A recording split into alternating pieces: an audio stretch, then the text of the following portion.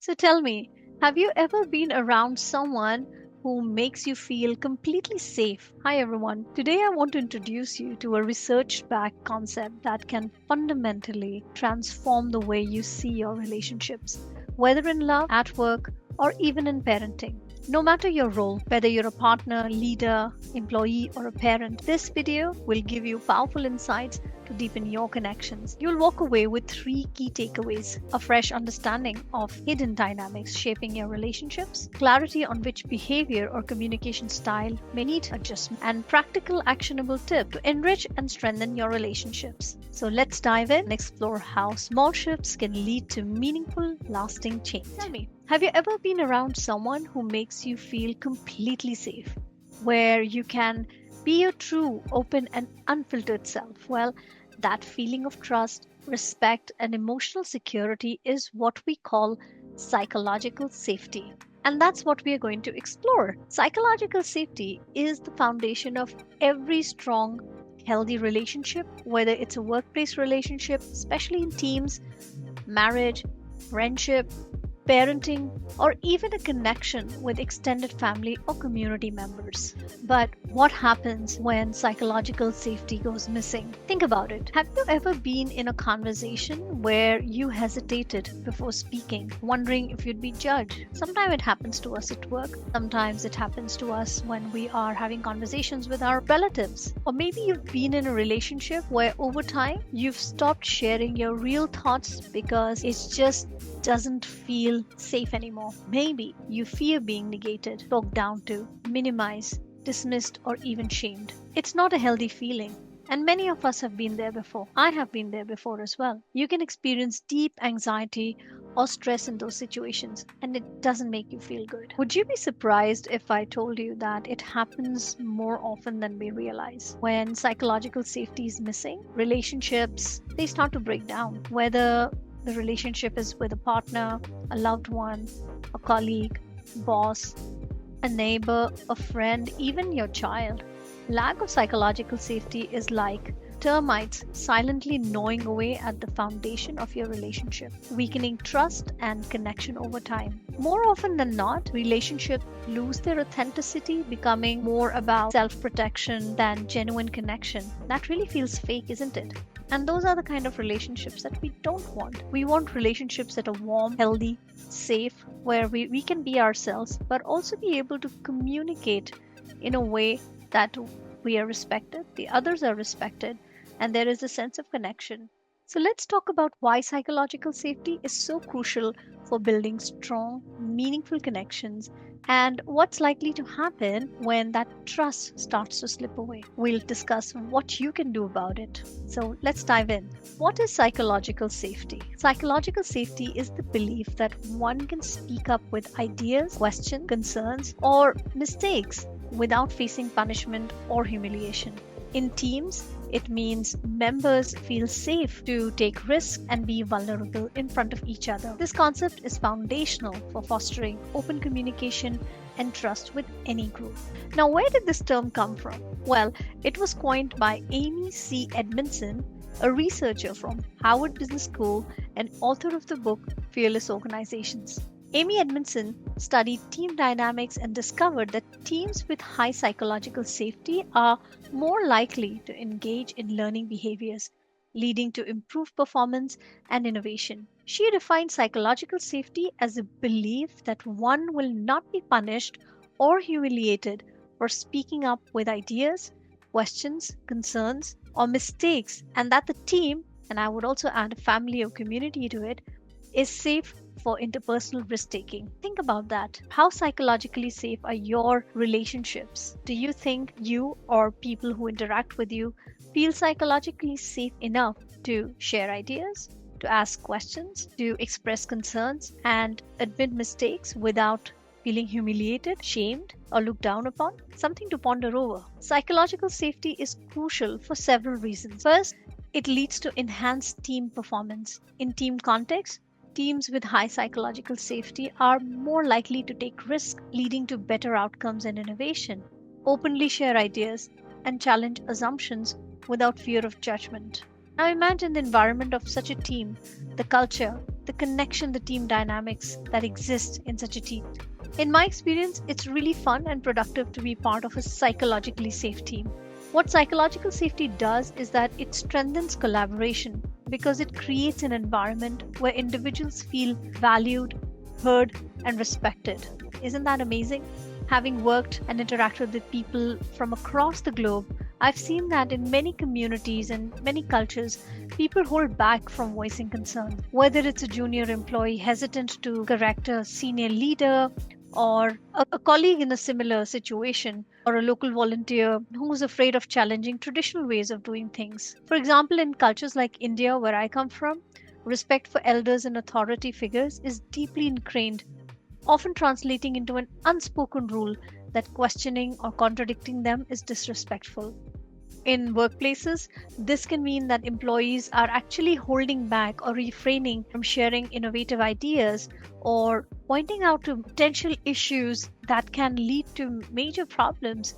Similarly, in social contexts, in families and community settings, younger members may suppress their opinions, assuming that the wisdom comes solely with age. While this deference fosters harmony, I'd like to call it force harmony, it can also discourage critical thinking, accountability, and open dialogue that's so vital for good decision making and problem solving. Eventually, in organizations, when trust is missing, teamwork suffers and fresh perspectives get lost. Finally, psychological safety plays a key role in well being because a lack of psychological safety breeds stress, disengagement, and even burnout. Just think of a time when you were in a psychologically unsafe environment, whether at work or in a family. How did that make you feel?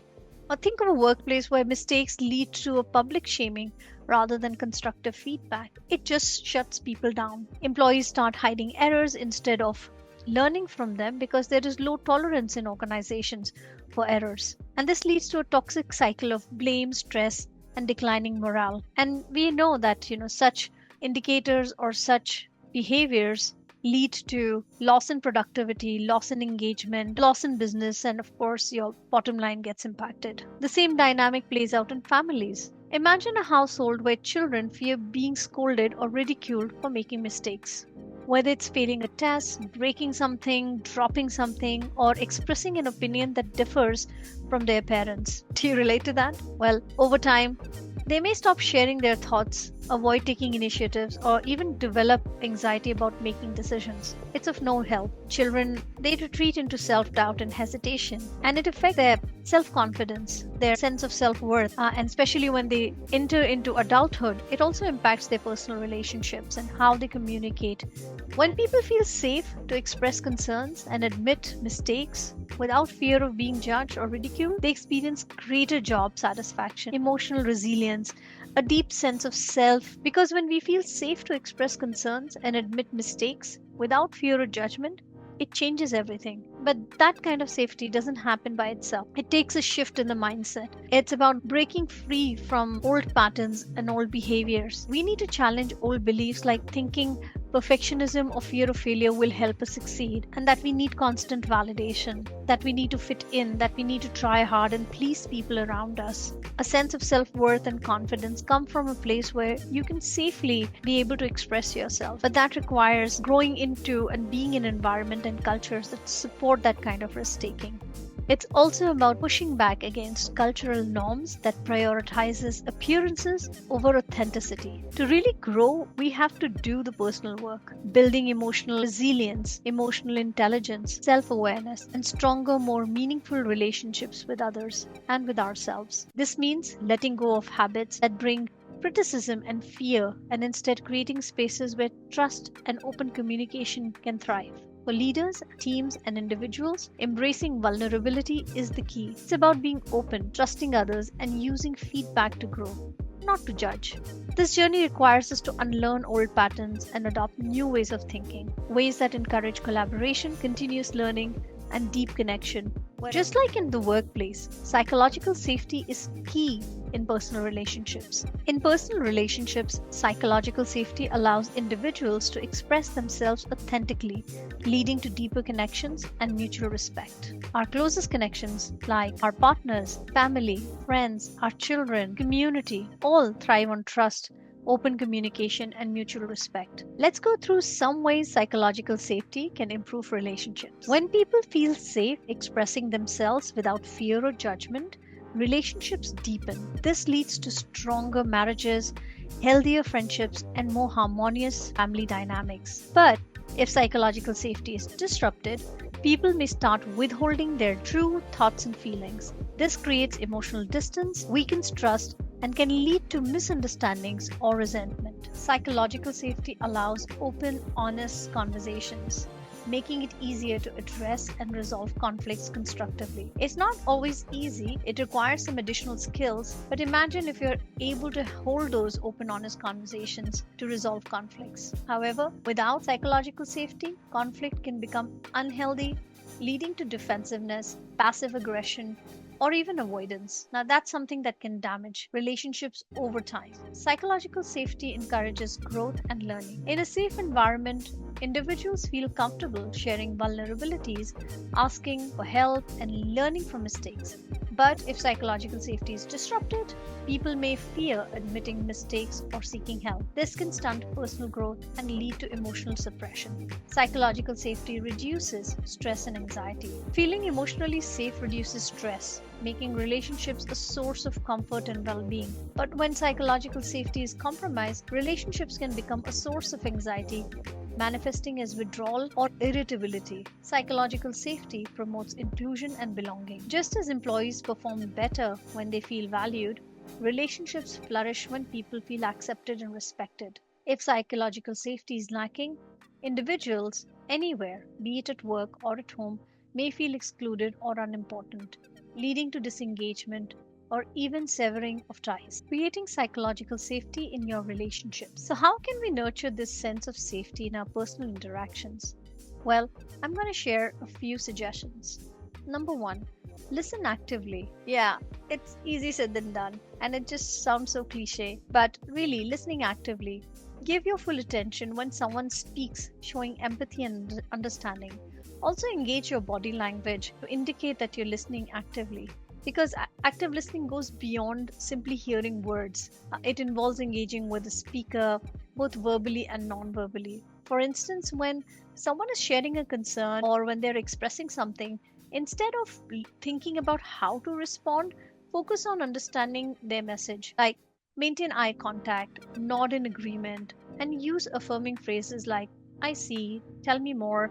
A simple example is when a colleague shares a stressful situation at work, instead of immediately offering a solution, which we all love to do because, hey, we've been through that situation before, but instead ask a follow up question, right? This will ensure that you truly understand their experience. This shows empathy and encourages the speaker to share more openly. Secondly, avoid immediate judgment. Ooh, that's a tough one because we're designed to be judging all the time. It's a form of decision making process. Catch yourself when you're becoming judgmental, right? Allow others to express themselves without jumping to conclusion. Sometimes our brain tend to jump ahead, and recognizing that's happening, you can always tell yourself, hey, wait, we can judge later. Let's first listen.